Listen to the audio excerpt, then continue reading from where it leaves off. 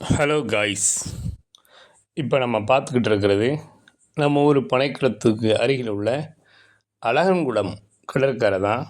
இப்போ நம்ம அங்கே போயிருந்தோம். எதுக்காக போயிருக்கோம்னு சொன்னால், சிப்பி பிள்ளைகளெல்லாம் சிப்பி பிடிப்போம் அப்படின்னு சொல்லிச்சு. அதற்காக சிப்பி பிடிக்கிறதுக்காக வந்திருக்கோம். வாங்க காய்ஸ், பார்க்கலாம் சிப்பி பிடிக்கிறத. பிள்ளைகளெல்லாம் நல்லா என்ஜாய் பண்ணிக்கிட்டு இருக்க. பொதுவாகவே கடற்கரைக்கு போகிறது பெரியவர்களுக்கும் பிடிக்கும், சிறியவர்களுக்கும் பிடிக்கும்.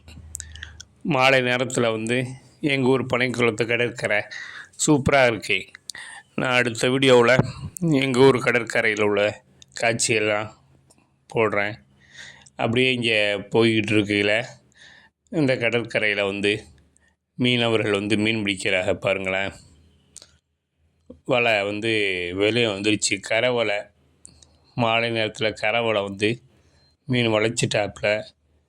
மீன் என்னென்ன மீன்லாம் இருக்குன்னு நம்ம போய் பார்க்கலாம். அப்படியே குழந்தைகளையும் பாருங்கள் விளையாடுறாப்புல. நீங்களும் உங்கள் குழந்தைகளோட இந்த மாதிரி கடற்கரைக்கு பொழுதுபோக்கு இருக்குது எங்கெல்லாம் போவீன்னு கமெண்ட் பண்ணுங்கள். மீன் மீனவர்கள் வளைச்சி வெளியில் கொண்டு வந்துட்டாப்புல. இப்போ மடி ஏறிடுச்சுன்னு சொல்லுவாப்புல. மடியில் மீன் கிடக்குது, அதை பார்த்துருவோம். இந்த வலையில் எப்படி விட்ட மீன்கள் பாறை, சிறையா, கிளிமி, இது போன்ற மீன்கள்.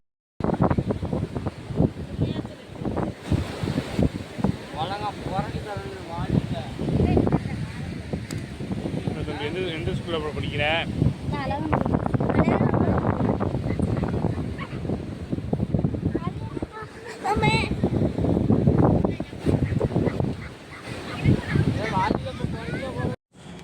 இது போன்று பொழுதுபோக்கிற்காக குழந்தைகளை எங்கே அழைச்சிட்டு போனாலும் கவனமாக இருங்க. இப்போ கடற்கரைக்கு போகும்போது கூடுதல் கவனமாக இருந்துக்கிறங்க. ஏன்னு சொன்னால் கடற்கரையில் விளையாடும் போது நம்மளை எல்லை மீறி போகக்கூடிய அளவுக்கு இருந்துறேன். அந்த மாதிரி போயிடாமல் கவனமாக நீங்களும் இருந்துக்கிட்டு குழந்தைகளும் கவனமாக பார்த்துக்கிறங்க, சேஃபாக இருந்துக்கிறங்க. குழந்தைகளோட சிப்பி பிடிக்கக்கூடிய காட்சி. இந்த சிப்பியை அடுத்த இது வீடியோவில் எப்படிலாம் சமைக்கலாம், நாங்கள் எப்படி சமைப்போம், எங்கள் ஊரில் எப்படி சமைப்போங்கிறத அடுத்த வீடியோவில் பார்க்கலாம்.